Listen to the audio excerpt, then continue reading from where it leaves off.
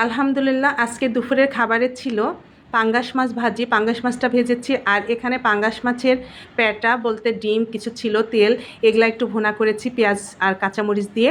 আজকে এটা দিয়ে খাবো আলহামদুলিল্লাহ দুপুরের খাবার। এর সঙ্গে নিয়েছি কাঁচামরিচ।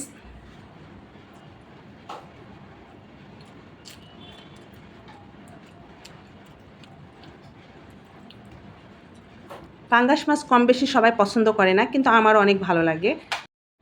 আমার সঙ্গে সঙ্গে আমার ছেলে মেয়েও অনেক বেশি পছন্দ করে পাঙ্গাস মাছ। কারণ আছে, কারণ পাঙ্গাস মাছে কাঁটা কম থাকে, যেই মাছে কাঁটা কম সেই মাছটাই তারা বেশি পছন্দ করে।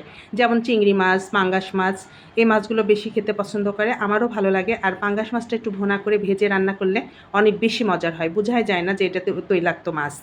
এর সঙ্গে মাছ ভাজি করেছিলাম, তার জন্য মসুরের ডাল রান্না করেছি অনেক ঘন করে। আর খাবারের শেষে একটু ডাল দিয়ে খেতে আরও বেশি ভালো লাগে। খাবারটা শেষ করার সময় ডাল দিয়ে খেতে ভালো লাগে।